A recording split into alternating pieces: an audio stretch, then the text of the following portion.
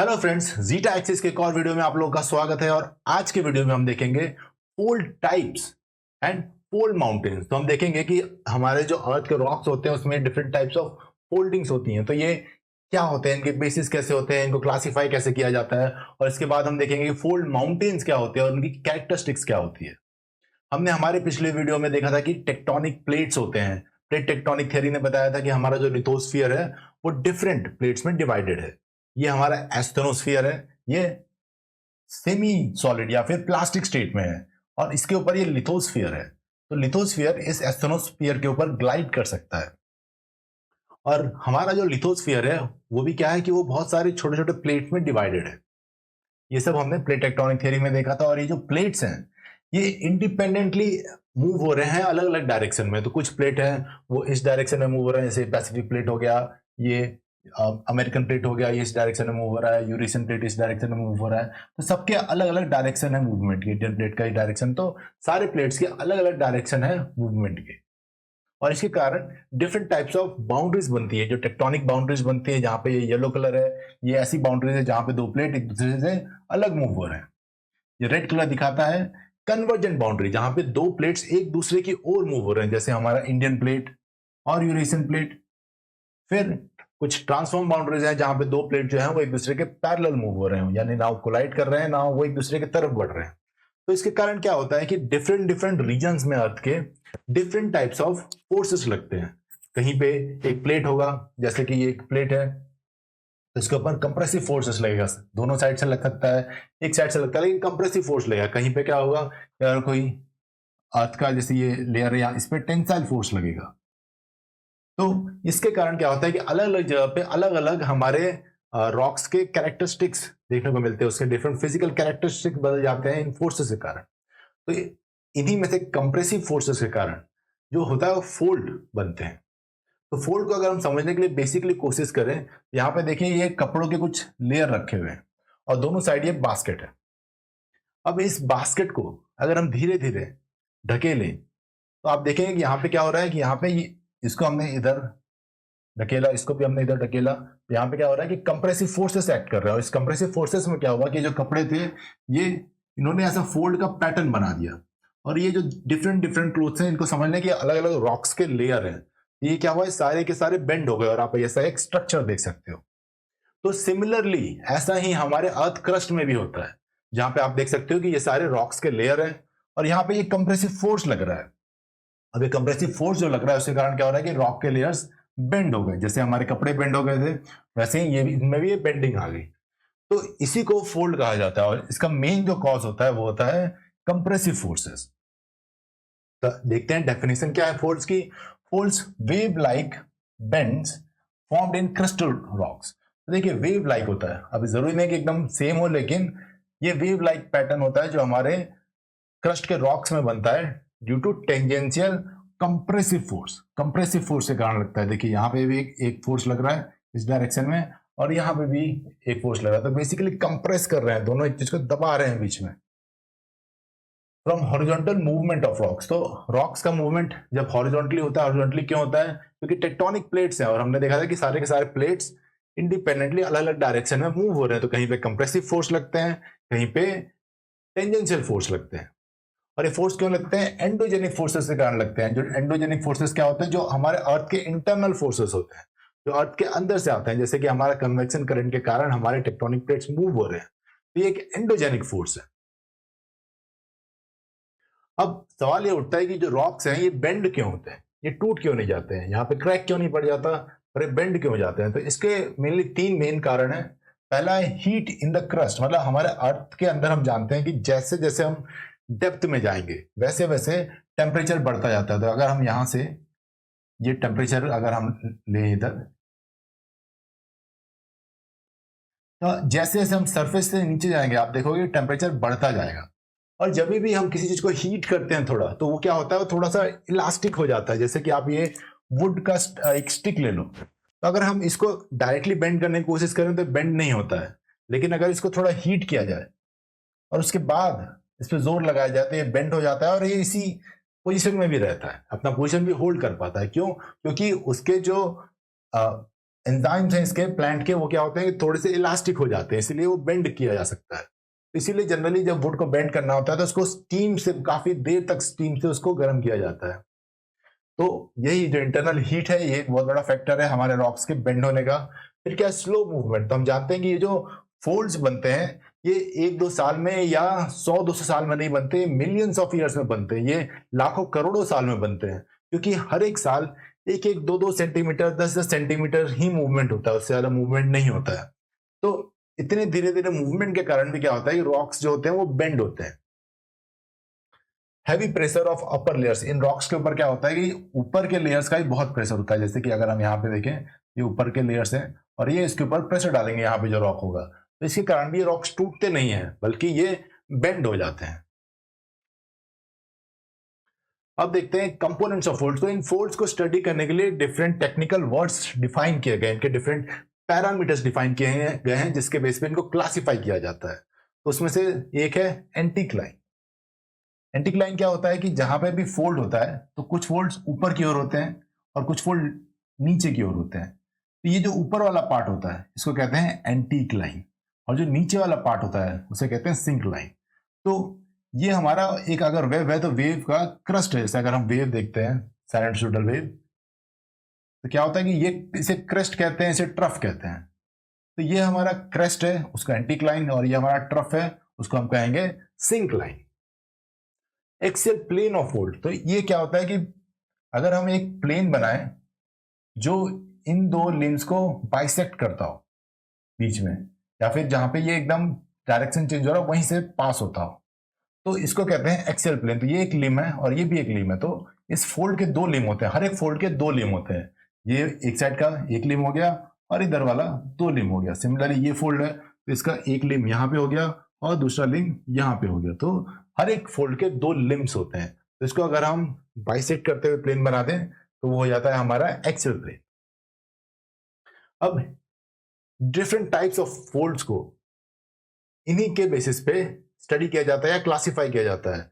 Actual study में कुछ और भी पैरामीटर्स होते हैं, पर हमारे लिए इतने ही पैरामीटर्स हम यहाँ पे देखेंगे जिसके बेस पे हम इनको क्लासिफाई कर सके। तो देखिए यहाँ पे ये है आपका एक्सेल प्लेन और इधर ये एक्सेल प्लेन है, और यहाँ पे इस वाले फोल्ड में अगर हम एक्सेल प्लेन बनाएंगे तो उसका डायरेक्शन कुछ ऐसा होगा। तो इन्हीं के बेसिस पे इनको स्टडी किया जाता है, जो हम थोड़ी देर में वीडियो में देखेंगे कि कैसे कैसे इनको क्लासिफाई किया जाता है।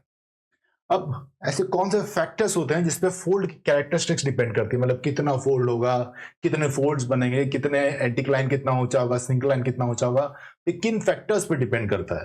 तो सबसे पहला factor rock elasticity and type, मतलब किस टाइप का रॉक है, क्या वो इजीली बेंड हो सकता है या फिर वो बहुत रिजिड है, जैसे कि हमारे ग्रेनाइटिक रॉक्स होते हैं, वॉल्केनिक रॉक्स होते हैं, या फिर सेडिमेंट्री रॉक्स होते हैं जो काफी इलास्टिक होते हैं। तो किस टाइप का रॉक है उस रीजन में, उस पर फोल्डिंग डिपेंड करती है। अगर इलास्टिक है तो ज्यादा फोल्ड्स होंगे, अगर वो इलास्टिक नहीं है तो जनरली आपको कम फोल्ड्स देखने को मिलेंगे और थोड़ी सी उसमें फॉल्ट्स भी हो जाएगा, क्रैक्स भी पड़ जाएंगे।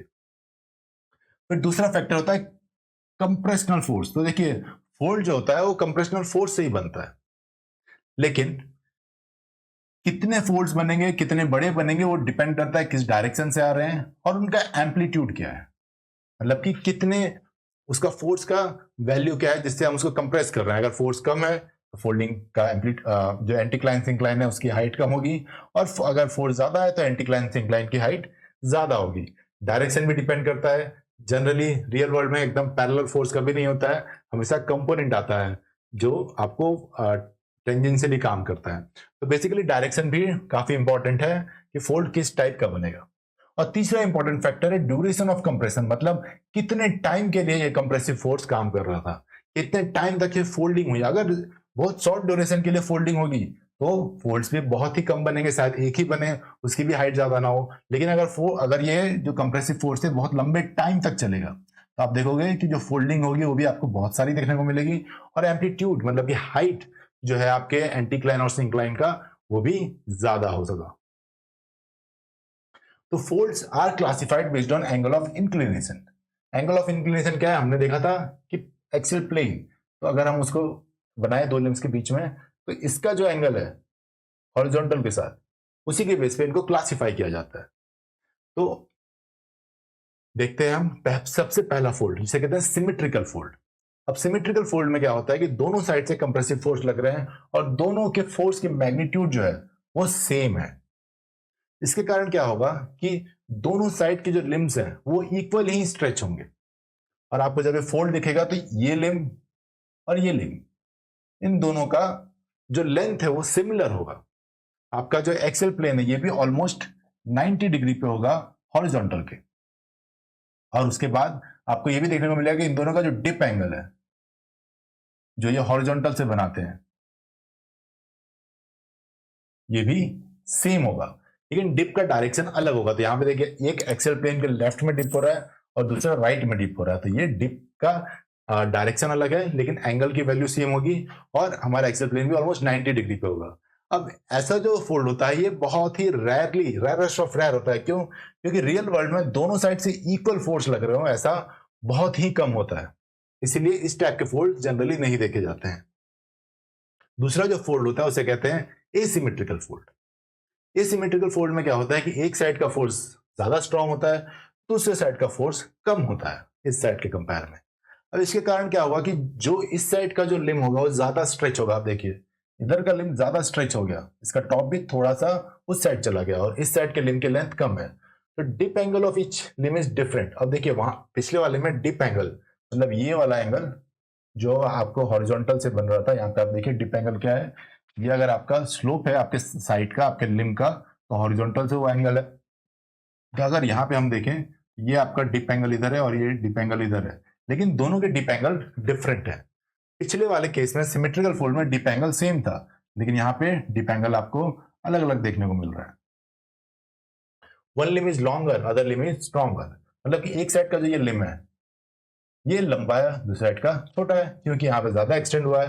Forces acting on each side are not equal, तो यहाँ पे ज्यादा अमाउंट ऑफ में कंप्रेसिव फोर्स एक्ट कर रहा था और यहाँ पे बहुत ही वीक कंप्रेसिव फोर्स एक्ट कर रहा था। तो इस कारण से जो फोल्ड बनता है उसे हम कहते हैं एसिमेट्रिकल फोल्ड। एसिमेट्रिकल क्यों? क्योंकि सिमेट्री नहीं है, एक साइड का लंबा है एक साइड का छोटा है। अब देखते हैं overturn fold. Overturn fold asymmetrical fold का एक ज्यादा स्पेसिफिक टाइप है। तो यहाँ पे आप देखिएगा कि ये जो आपका फोर्स है बहुत ज्यादा है दूसरे फोर्स से, और इसके कारण क्या हुआ कि ये जो लिम्ब है और ज्यादा एक्सटेंड हो गया। अब यहाँ पे एक इंपॉर्टेंट चीज आप देखिएगा कि इसका जो टॉप है ये इसके बेस से आगे निकल गया, जो इस साइड के बेस का जो पॉइंट था यहाँ से ये इससे भी आगे की ओर चला गया, इसलिए इसे कहते हैं ओवरटर्न फोल्ड, क्योंकि ये इसके भी आगे चला गया इस पॉइंट से। इसके कारण क्या होगा, एक्सेल प्लेन इज इंक्लाइंड। तो ये एक्सेल प्लेन है आपका, हमने देखा था एक्सेल प्लेन, और ये काफी ज्यादा इंक्लाइंड है। पहले वाले केस में 90 डिग्री था, फिर एंगल थोड़ा कम हुआ, अब और कम हो गया, अब इंक्लिनेशन और ज्यादा बढ़ गई। Both limbs dip in the same direction, तो ये दोनों लिम है और इन दोनों का डिप सेम डायरेक्शन में। क्यों? क्योंकि अगर आप देखिए ये इस डायरेक्शन में हो रहा है और ये भी इसी डायरेक्शन में हो रहा है। अगर मैं एक 90 डिग्री का लाइन बनाऊं यहाँ पे, तो दोनों ही लेफ्ट साइड में डिप हो रहे हैं।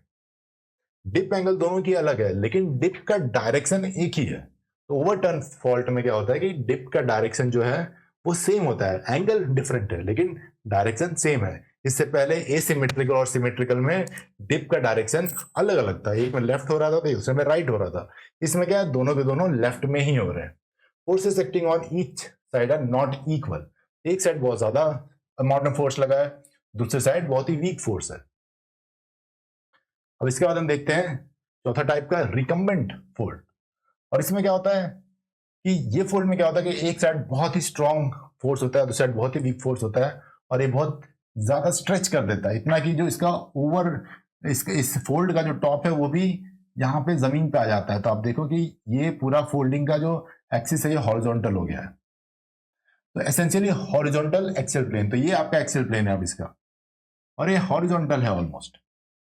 To limbs fold are parallel to each other, तो देखिए ये एक लिम है और ये एक लिम है और ये आपका एक्सेल प्लेन, और तीनों की तीनों ऑलमोस्ट पैरेलल है।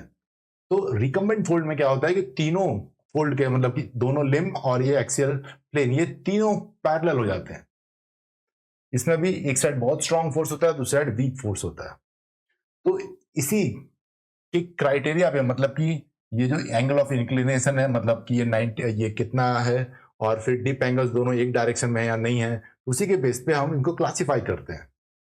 यहाँ पे हम चारों को देख सकते हैं। यहाँ देखिए ये आपका सिमेट्रिकल फोल्ड है, एकदम सेम है, डिप एंगल दोनों का अलग अलग है, एक का लेफ्ट है तो एक का राइट है, और ये ऑलमोस्ट 90 डिग्री पे आपको देखने को मिल रहा है। जब हम सिमेट्रिकल फोल्ड असिमेट्रिकल फोल्ड में आ रहे हैं तो ये एंगल ऑफ इंक्लिनेशन कम हो गया। इधर का डिप एंगल इस साइड है, इधर का डिप एंगल इस साइड है, लेकिन डिप एंगल की वैल्यू अलग है, एक लिम्ब लंबा है ज्यादा। ओवर टर्न फोल्ड में है, जिसे ओवर फोल्ड भी कहते हैं। यहाँ पे आप देखिए इसका जो ये पीक है वो उसके बेस से आगे आ गया। अगर हम यहाँ से वर्टिकल लाइन बनाएं, यहाँ से वर्टिकल लाइन बनाएं तो आपको देखने को मिलेगा कि ये जो है वो आगे वर्टिकल लाइन बन नहीं रही है, लेकिन अगर आप एक स्केल रख के बनाएंगे तो आपको देखने को मिलेगा कि ये वाली जो पॉइंट है ये इस पॉइंट से पीछे है, और इसीलिए इनका जो एंगल होगा डिप का वो एक डायरेक्शन में होगा कंपेयर टू इधर की लाइन के।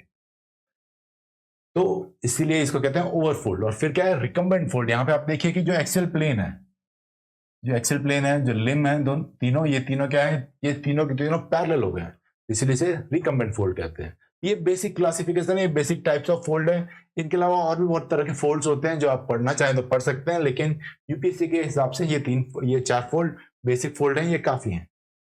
अब देखते हैं फोल्ड माउंटेन्स के बारे में। तो हमने देखा था कि क्योंकि टेक्टोनिक मूवमेंट्स होते हैं, ये टेक्टोनिक प्लेट्स होते हैं जो मूव होते रहते हैं एस्ट्रोनोस्फियर के ऊपर। अब कहीं पे वो एक दूसरे की तरफ मूव होते हैं, कहीं पे अलग अलग मूव होते हैं। जहां पे वो कन्वर्जेंट बाउंड्री बनाते हैं, जहां पे एक दूसरे की ओर मूव होते हैं, वहां पे क्या होता है कि कंप्रेसिव फोर्सेस लगते हैं। तो इसको अगर हम इंडियन प्लेट ले लें और इसको अगर हम यूरेशियन प्लेट ले लें, तो ये हमारा इंडियन प्लेट जो है वो बेसिकली यूरेशियन प्लेट की ओर मूव हो रहा है, और इसके ऊपर क्या होगा कंप्रेसिव फोर्स लेगा। क्यों? क्योंकि जो कन्वेक्शन सेल है वो तो इस प्लेट को इधर मूव कर रहा है, लेकिन यहाँ पे ये यूरेशियन प्लेट है जो मूव होने को तैयार नहीं है, तो हमारा ये प्लेट कंटिन्यूअसली इस प्लेट के अगेंस्ट कंप्रेस हो रहा है। क्यों? क्योंकि कन्वेक्शन सेल उसको उधर ढकेल रहा है। तो इसके कारण क्या होगा, आपको फोल्ड के फॉर्मेशन देखने को मिलेंगे। देखिए ये फोल्ड बन रहा है। अभी जब ये फोल्ड बन रहा है तो इसमें आपको देखने को मिलेगा कि ये एंटिक लाइन है, और यहाँ पे आपको सिंक लाइन देखने को मिली, और फिर से एक एंटिक लाइन आ गई। ये सिंक लाइन जो है ये थोड़ी नीचे तक जाती है, यहाँ पे कोई एक खट्टे जैसा या फिर एक गैप देखने को मिलता है जिसे फोरडिप कहा जाता है। तो इसमें क्या होगा कि टाइम रहते रहते क्या होगा कि टाइम जब पास होगा तो रिवर्स के कारण यहाँ पे सेडिमेंट जमा होंगे। सिमिलरली अब दूसरा फोल्ड बन गया। इस फोल्ड में भी आप देखिए कि ये एंटिक लाइन है और ये सिंक लाइन है। इधर ये ऊपर का फोल्ड है, ये नीचे का फोल्ड है, और आप देख सकते हैं कि सारे फोल्ड एसिमेट्रिकल हैं। अब यहाँ पे भी फोर डिप बना था, एक और फोल्ड बन गया। अब इस फोल्ड में भी देखिए ये आपको दिख रहा है ऊपर का एंटिक लाइन, और यहाँ पे सिंक लाइन बनेगा, तो यहाँ पे फिर से एक फोर डिप बनेगा। तो अगर हम इसको हिमालयास की तरह कंसिडर करें, यहाँ पे जो फोर डिप बनेगा वो आपका गैंटिक प्लेन होगा। फोर डिप क्या होता है, जैसे कि आपका एंटिक लाइन बनता है तो ये सिंक लाइन बनता है। तो यहाँ पे क्या होता है कि एक गैप रह जाता है। अगर आप ग्राउंड लेवल लें थोड़ा सा ऐसे होगा तो ये ग्राउंड लेवल के नीचे हो जाता है। तो इसको बेसिकली फोर डिप कहा जाता है, और इसी में बाद में सेडिमेंट्स डिपॉजिट होते हैं और फिर प्लेन्स बनते हैं, जैसे कि हमारा गंगा प्लेन। अब देखते हैं रीजन ऑफ फोल्ड माउंटेन्स। तो फोल्ड माउंटेन्स जनरली आपको कन्वर्जेंट बाउंड्री के पास ही देखने को मिलेंगे। तो ये देखिए हमारा हिमालयाज है, ये हमारी कन्वर्जेंट बाउंड्री है इंडियन प्लेट और यूरेशियन प्लेट की। यहाँ पे आपको देखने को मिलेगा ये आपका अरेबियन प्लेट है, यहाँ पे भी इंटरनल प्लेट मूवमेंट है, तो आपको देखने को मिलेगा ये अल्बुर्ज है, ये जैगरोस है, यहाँ अफ्रीकन प्लेट मूव हो रहा है, यहाँ पे भी कन्वर्जेंट बाउंड्री है एल्प माउंटेन्स, इधर नेक्सा है प्लेट है जो मूव हो रहा है, तो एंडीज माउंटेन्स है, इधर भी यूएन डे फुका प्लेट है, और बहुत सारे प्लेट्स थे पास्ट में जो ऑलरेडी सबडक्ट हो गए, इसलिए आपको यहाँ पे रॉकीज माउंटेन देखने को मिल रहा है। और अगर हम इनकी कैरेक्टरिस्टिक्स देखें तो आपको देखने को मिलेगा ये बहुत ही इनका लेंथ बहुत ज्यादा है, ये माउंटेन चेन्स बहुत लंबे लंबे माउंटेन चेन्स होते हैं, और इनकी जो विड्थ होती है इतनी ज्यादा नहीं होती, 200-300 किलोमीटर ही थिक होंगे, लेकिन इनकी लंबाई बहुत ज्यादा होती है, और इनका शेप भी थोड़ा आर्क शेप में होगा। आपको ऐसा आर्क शेप देखने को मिलेगा हर जगह। यहाँ पे भी हमारा हिमालयास भी ऐसा है, ये जैगरोस भी ऐसा है, एल्बुर्स भी थोड़ा आर्क में है, इधर भी आर्क शेप है, एल्प्स भी। तो ये आर्क शेप में होते हैं। क्यों? क्योंकि जो हमारा अर्थ वो स्पीयर है, स्पेरिकल नेचर का है, तो उसके कारण जब ये कन्वेक्शन होता है तो एक थोड़ा सा आर्क शेप आ जाता है, जो भी हमारी ये बाउंड्री बनती है। तो कैरेक्टरिस्टिक देख लेते हैं। Fold mountains are formed at convergent boundary plates. तो कन्वर्जन बाउंड्री प्लेट्स पे बनता है, हमने ऑलरेडी देखा है कि यहाँ पे इंडियन प्लेट और यूरेशियन प्लेट, अरेबियन प्लेट है एंड यूरेशियन प्लेट, तो अफ्रीकन प्लेट है। तो ये कन्वर्जन बाउंड्री पे बनता है। एग्जांपल्स क्या है? एंडीज माउंटेन सबसे बड़ा एग्जांपल नेस्का प्लेट है, ये आपका नेस्का प्लेट, और ये साउथ अमेरिकन प्लेट के अंदर सबडक्ट हो रहा है। हिमालयस ऑलरेडी जानते हैं हम, यूरेशियन प्लेट, इंडिया और यूरेशियन प्लेट का बीच में है।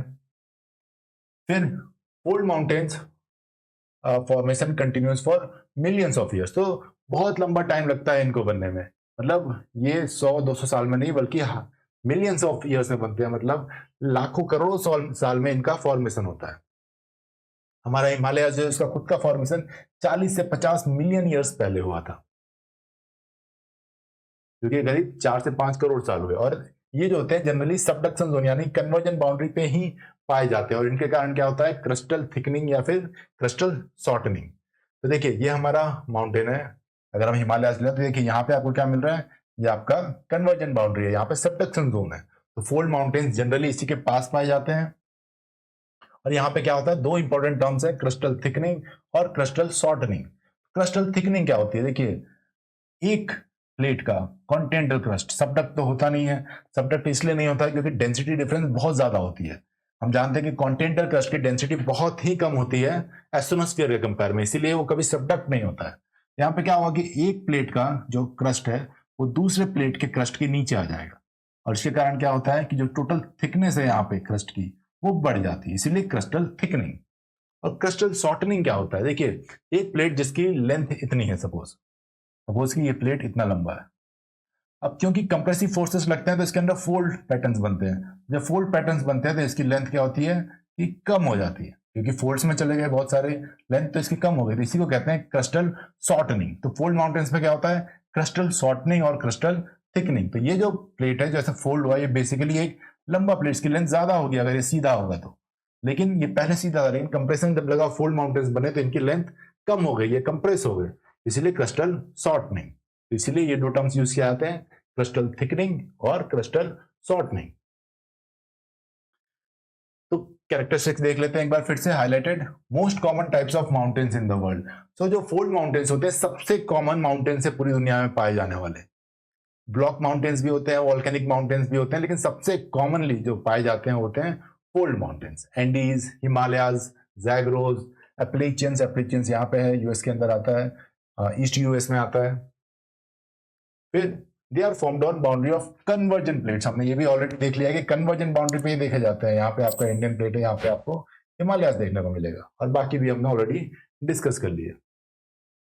They form long continuous mountain chain, तो ये बहुत ही लंबे माउंटेन चेन बनाते हैं। क्यों? क्योंकि पूरा प्लेट जब सबडक्ट होता है तो वहां पे माउंटेन चेन बनता है। जैसे कि यहाँ पे नेक्सा प्लेट सबडक्ट हो रहा है, ये पूरा नेक्सा प्लेट जो सबडक्ट हो रहा है इस लेंथ में, यहाँ पे आपको एंडीज माउंटेन्स देखने को मिल रहा है। सिमिलरली हमारा इंडियन प्लेट जो यहां से लेके यहां तक एक्सटेंडेड है, यहाँ पे पूरे पे आपको हिमालयास देखने को मिल रहा है। तो पूरे प्लेट जो सबडक्टिंग प्लेट है वो जो सबडक्ट हो रहा है यहाँ पे, वहां पूरे एरिया में आपको माउंटेन्स बनते हैं, फोल्ड माउंटेन्स बनते हैं, इसलिए बहुत ही लंबे होते हैं, लेकिन इनकी विड्थ क्या होती है? कम होती है। Fold mountains are generally in arc shape, हमने आर्क शेप भी देखा है कि वो जनरली आर्क शेप पे होते हैं। क्यों? क्योंकि हमारा अर्थ जो है स्पेरिकल है। फोल्ड माउंटेन्स वन साइड है कनकेव स्लोप, कनकेव स्लोप होता है, कनकेव मतलब स्लोप जो होगा वो थोड़ा सा ऐसे बाहर निकला होगा, और कन्वेक्स मतलब कि अंदर के साइड का स्लोप होगा। तो एक साइड पे कनकेव होता है और दूसरी साइड पे कन्वेक्स होता है। तो देखिए ये फोल्ड माउंटेन बन रहा है, यहाँ पे इस तरह का स्लोप है एक साइड, जब ये फोल्डिंग हुई तो एक साइड का इस तरह का स्लोप बनेगा और दूसरी साइड का इस तरह का बनेगा। यहाँ पे कनकेव स्लोप है और यहाँ पे आपको कन्वेक्स स्लोप देखने को मिल रहा है। इसीलिए जब भी फोल्डिंग होगी तो फोल्डिंग कैसे होगी? इस तरह से होगी, आपका एंटीक्लाइन और सिंक्लाइन बनेगा। तो जब भी एसिमेट्रिकल 90% फोल्ड एसिमेट्रिकल होते हैं, एसिमेट्रिकल में एक साइड क्या होगा? आपका कनकेव हो जाएगा, दूसरा साइड आपका कन्वेक्स हो जाएगा। और इनके आगे एक फोर डिप बनता है। फोर डिप मतलब एक रीजन बनता है जहां पे वो जो आपका फोल्ड है वो ग्राउंड लेवल से भी नीचे होता है। जैसे आप यहाँ पे देख सकते हो, ये आपका फोल्ड इस तरह बनता है। तो नॉर्मली क्या होगा, यहाँ पे एक गैप रह जाता है, और टाइम रहते रहते क्या होता है कि डिफरेंट जो आपके रिवर्स होते हैं वो सेडिमेंट्स लाते हैं, वहां पे उसको भर देते हैं। तो जैसे जैसे ये फोल्डिंग होती है वैसे वैसे ये गैप बनता है, और ये गैप कंटिन्यूसली फिल भी होता रहता है। ऐसा नहीं है कि पहले पूरा गैप बन जाता है और बाद में फिलिंग स्टार्ट होती है, दोनों प्रोसेस कंटिन्यू ही चलते हैं। पर्शियन गल्फ भी एक तरह का फॉर डीप है, हमारा गैंगटिक प्लेन्स भी फॉर डीप है। तो यहाँ पे समरी है, formed on boundary of conversion plate, हमने देख चुके हैं। ओल्ड माउंटेन्स और one side have concave slope, other side have convex slope. For deep is generally associated with old mountain, तो एक फॉर डीप भी होता है। तो देखिए यहाँ पे आपको देखने को मिलेगा, यहाँ पे एक थोड़ा सा जमीन नीचे जा रही है, इधर भी एक नीचे जाएगी, तो यहाँ पे आपको गंगा देखने को मिलेगा और गैंगटिक प्लेन्स का फॉर्मेशन देखने को मिलेगा। हमने ऑलरेडी देख लिया कि यहाँ पे कनकेव है और यहाँ पे जो है शेप है इसके स्लोप का वो कन्वेक्स है, तो यहाँ पे कनकेव, यहाँ पे कन्वेक्स, और ये कन्वर्जन बाउंड्री पे है। तो इसी के साथ हम हमारे फोल्ड माउंटेन्स का वीडियो कंक्लूड करेंगे। अगर आपको कोई डाउट हो तो कमेंट्स में जरूर पूछें। अगर आपको ये वीडियो अच्छा लगा हो तो चैनल को सब्सक्राइब करें और इस वीडियो को शेयर भी करें। Thank you.